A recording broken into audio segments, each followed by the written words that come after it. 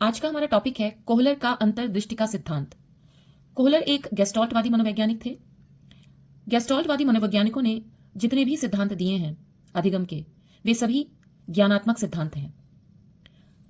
Kohler के अंतर्दृष्टि सिद्धांत को सूझबूझ के सिद्धांत के नाम से भी जाना जाता है। अब सवाल ये उठता है कि इसको अंतर्दृष्टि का सिद्धांत या सूझबूझ का सिद्धांत क्यों कहा गया। इसको समझने के लिए हम पहले उस प्रयोग का अध्ययन करेंगे, उसके बारे में जानेंगे जिस प्रयोग के आधार पर कोहलर ने अंतर्दृष्टि के सिद्धांत को प्रतिपादित किया।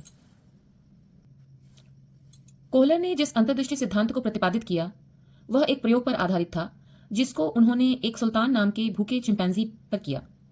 उन्होंने उस भूखे चिंपैंजी को एक कमरे में बंद कर दिया और उस कमरे में छत पर कुछ केले इस तरह से टांग दिए कि जो उस भूखे चिंपैंजी के पहुंच से बाहर थे। अब चिंपैंजी के सामने एक समस्या उत्पन्न हुई कि उसको वो केले प्राप्त करने थे। उन केलों को प्राप्त करने के लिए उस चिंपैंजी को इस समस्या का समाधान ढूंढना था। समस्या के समाधान को ढूंढने के लिए कोहलर ने चिंपैंजी के लिए कमरे में 3-4 खाली बक्से भी डाल दिए। चिंपैंजी के द्वारा कई प्रयास किए गए, लेकिन वो केले प्राप्त करने में असफल रहा।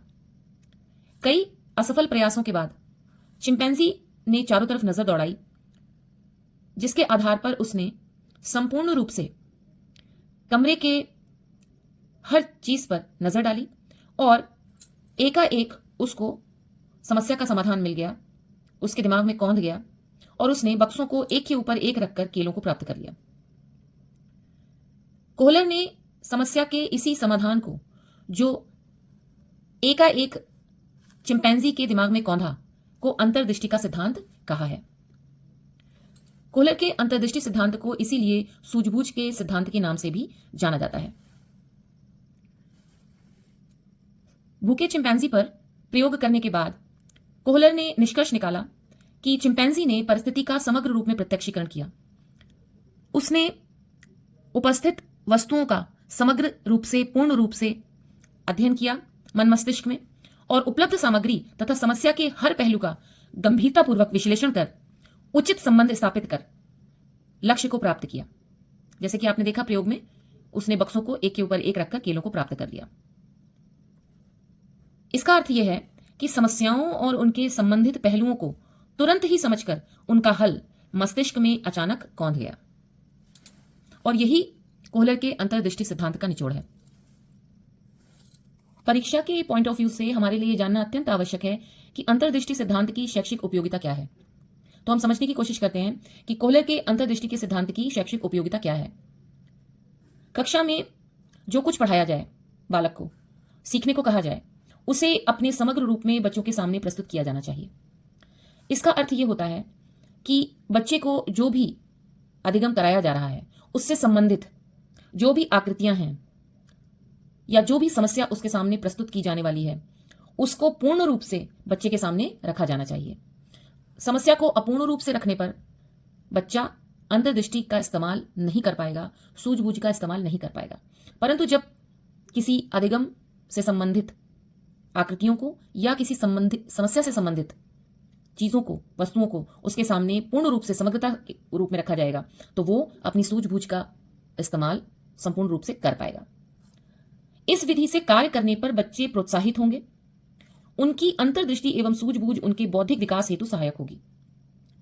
इस विधि से कार्य करने पर बच्चे प्रोत्साहित होंगे इसलिए क्योंकि उनके अंदर एक कॉन्फिडेंस पैदा होगा कि वे समस्या का समाधान स्वयं ढूंढ पाए।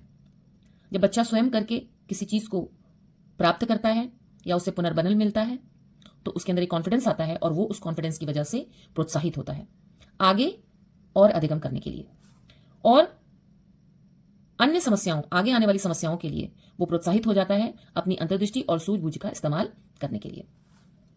यदि सीखने से होने वाले लाभों का पहले से पता चल जाए तो बालक अपनी अंतर्दृष्टि का, सूझबूझ का प्रयोग भरपूर करता है।